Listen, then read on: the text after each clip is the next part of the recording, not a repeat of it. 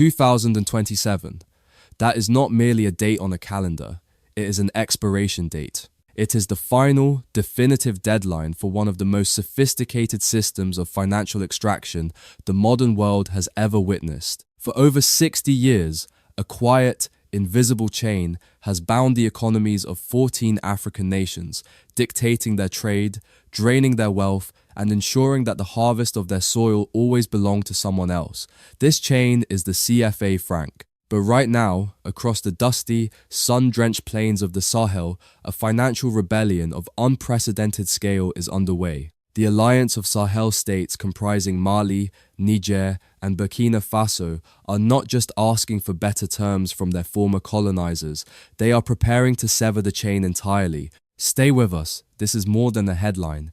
It is a hinge in history. If this story resonates, show your support with a like, a comment, or a subscription. It means more than numbers, it keeps the story alive. To understand the sheer gravity of this 2027 deadline, you must first understand the devastating architecture of the system it is designed to destroy. For decades, the narrative fed to the world by distant financial capitals was that external institutions were providing necessary stability. We were constantly told that the fixed parity of the CFA franc, pegged tightly to foreign economies, was a protective shield against economic chaos. But for the men and women with calloused hands, the farmers cultivating the red earth, the miners extracting the wealth, and the local traders navigating the markets, that so-called shield functioned as a suffocating cage. It was a mechanism of control, carefully managed from overseas, designed to ensure that the true value of African resources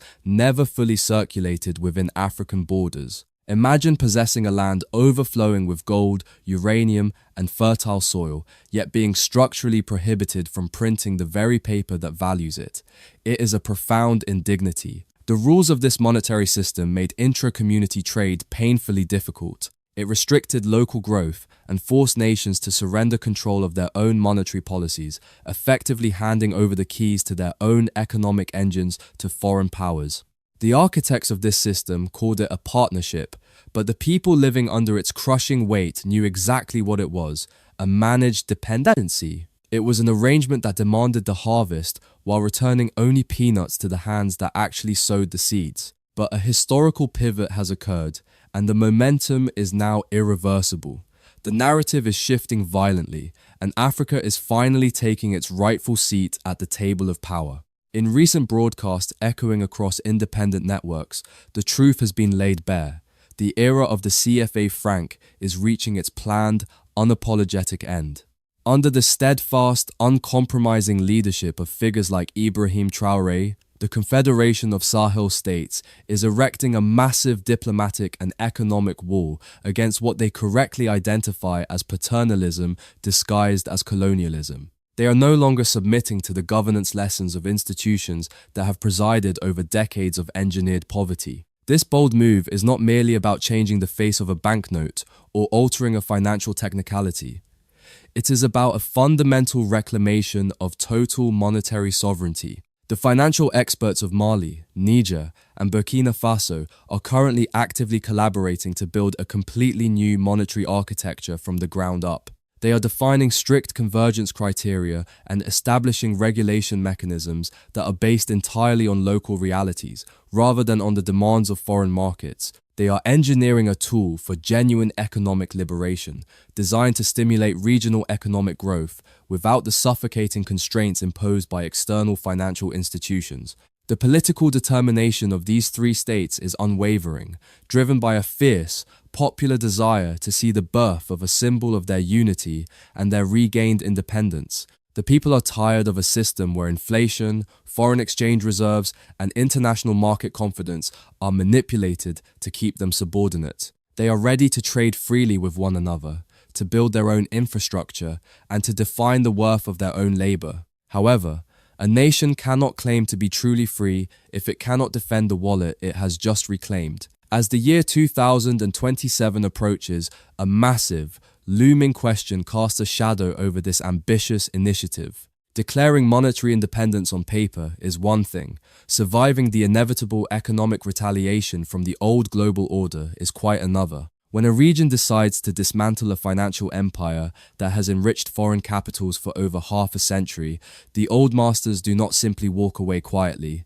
They strike back with everything they have. How exactly is this newly formed alliance preparing to defend its fragile new currency against the crushing weight of global financial isolation? And what secret, powerful foundation are they building right now to ensure that when the new money is finally printed, it is backed by an undeniable, unshakable power that the West can no longer control? To truly grasp the magnitude of the 2027 project, we must look deeply into the invisible, suffocating architecture of the CFA franc. For over half a century, the wealth generated by the calloused hands of the Sahel was systematically drained through a mechanism known as fixed parity.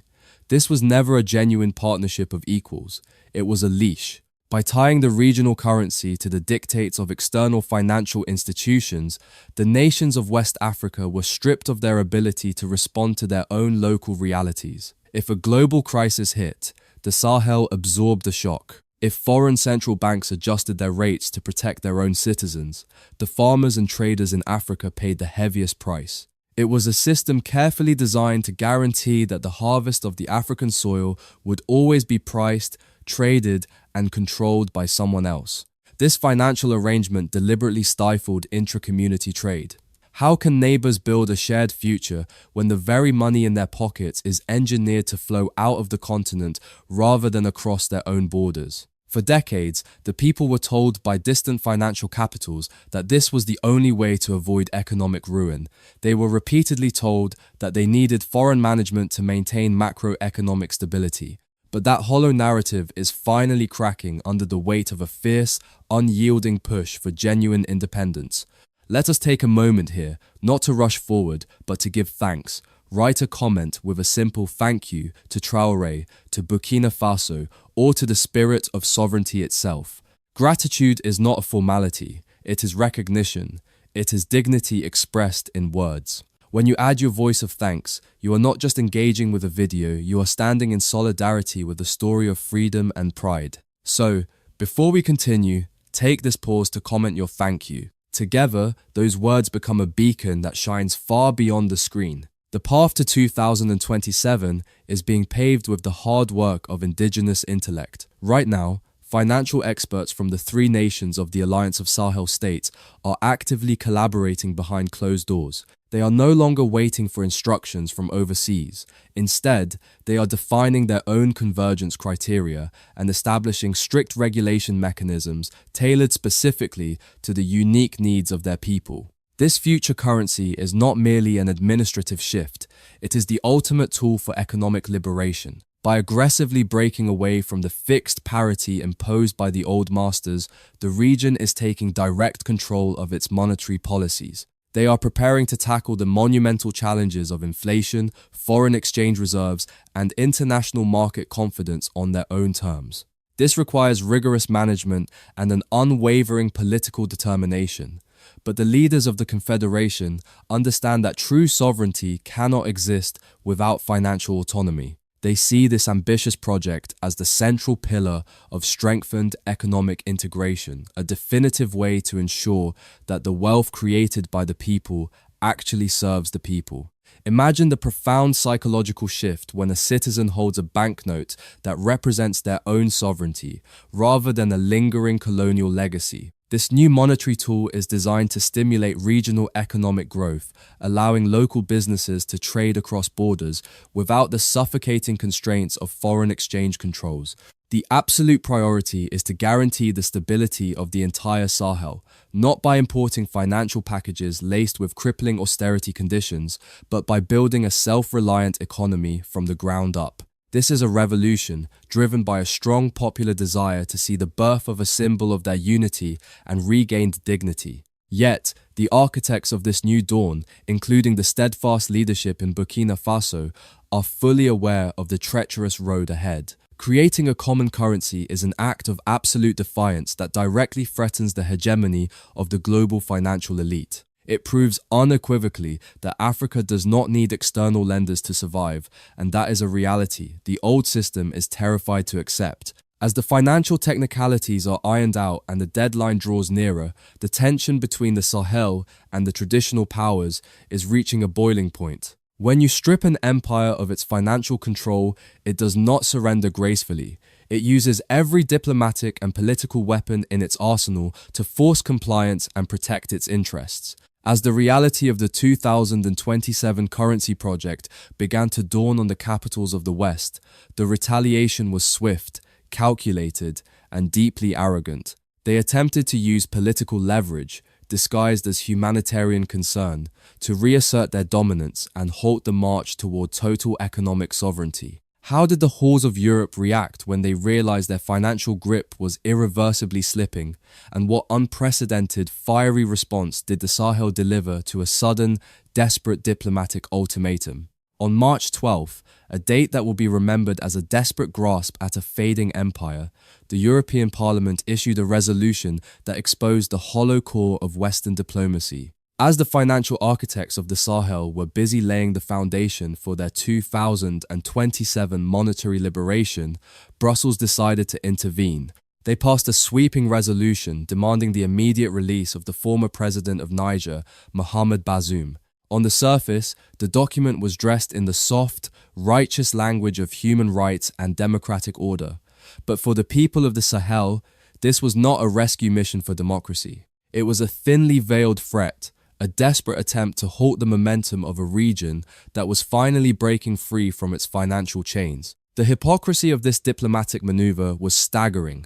For over a decade, the Sahel has been martyred by a brutal security crisis. Thousands of innocent lives were lost, and communities were displaced while foreign troops patrolled their soil. Yet, during those years of unimaginable suffering, the halls of Brussels maintained a deafening silence regarding the barbaric attacks against civilians. There were no urgent parliamentary votes to save the farmers with calloused hands. There were no ultimatums issued to protect the children of the Red Earth. But the very moment the old global order lost its grip on the region's wealth, the moment the death warrant of the CFA Franc was signed suddenly, the European Union found its voice. They cited a so-called humanity, but the people saw right through this malicious selectivity.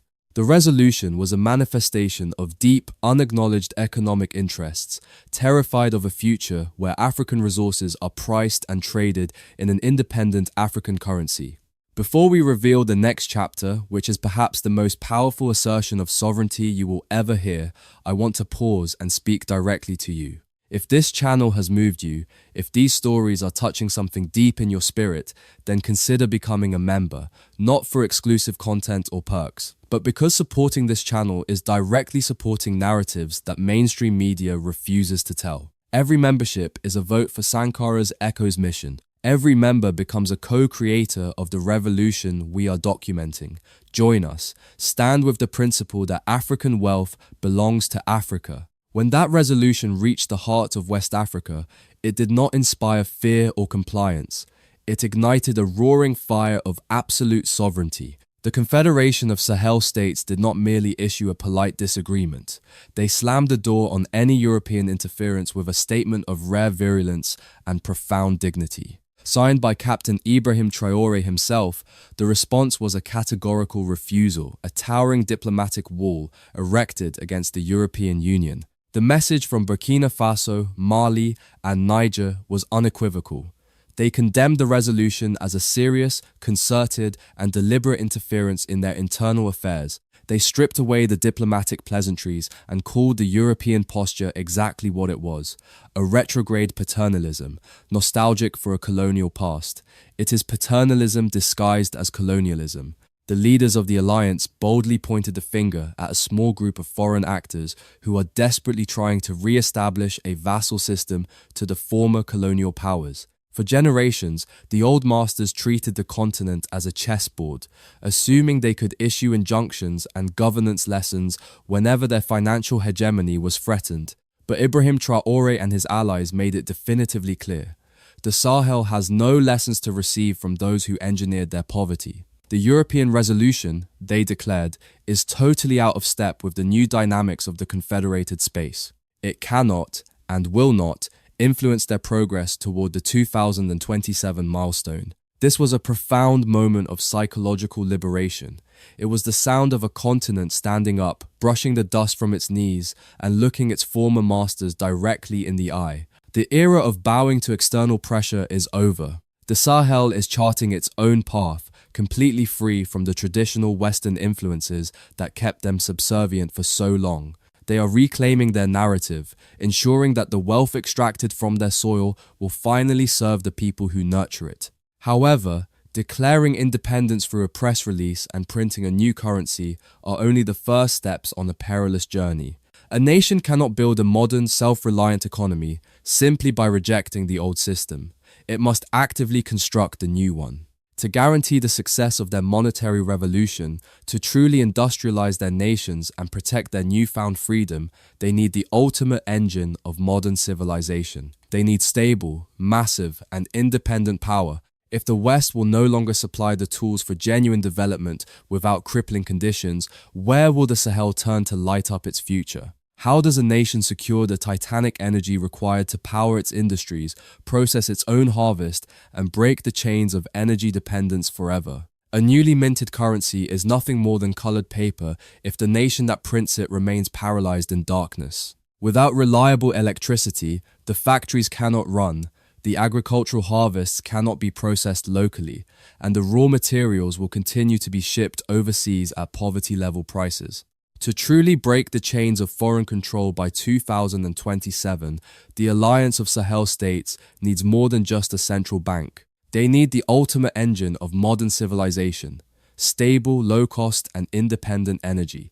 This is where the vision of the Confederation moves from the financial ledgers to the physical soil. In Burkina Faso, a monumental shift is taking place. The land of upright men is accelerating the implementation of its first civil nuclear power plant in collaboration with the Russian giant Rosatom. For decades, the standard model of Western aid involved building infrastructure while deliberately keeping the technical knowledge locked away, forcing African nations to rely perpetually on highly paid foreign contractors for basic maintenance. The Sahel is shattering this parasitic cycle. The nuclear initiative is not merely about importing a reactor. It is a comprehensive transfer of technology designed to propel the industrialization of the entire region. It involves the meticulous training of a local scientific elite. Academic exchange programs are already underway, preparing a new generation of indigenous engineers and technicians. They are ensuring that when the lights come on, the switches are controlled by the calloused hands of their own people. This human capital is the true shield that will protect their monetary sovereignty, ensuring the long-term management of their own facilities. Now, let us turn this story into a shared moment. Write in the comments where you are watching from your city, your country, your corner of the world. Sankara's echo will read them with gratitude, and we send to each of you a heartfelt wish. May your journey be filled with dignity, hope, and light.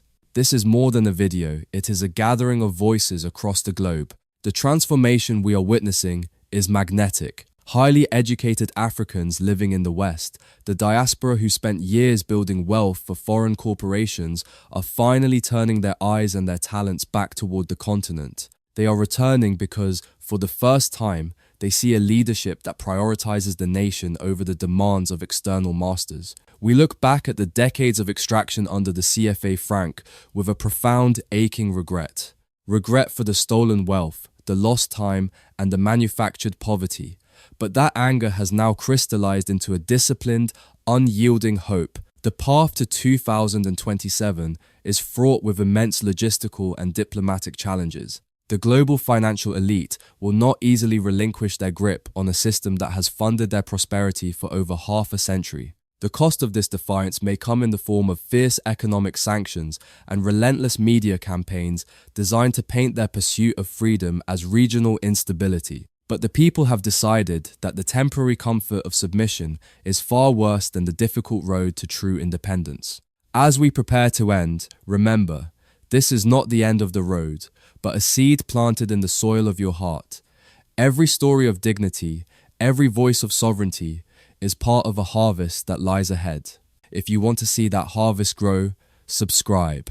Let this channel be the road we walk together, the light we carry forward. Your subscription is not for us alone. It is for the promise of what is still to come. Join us. and be ready for the next chapter that is already waiting to be written. The map of the world is being redrawn, and this time, the pen is held by African hands. The era of manufactured dependency is reaching its inevitable end. In this monumental shift, the unwavering vision and leadership of Ibrahim Traoré serve as a powerful reminder that true independence is never granted. It is built. The success of Burkina Faso in reclaiming its financial and energy destiny has provided a blueprint for the entire continent. As the old empires scramble to maintain their grip, they find that they can no longer suppress the spirit of Ibrahim Traoré, which has ignited a flame of sovereignty that will burn until every strategic resource is back where it belongs.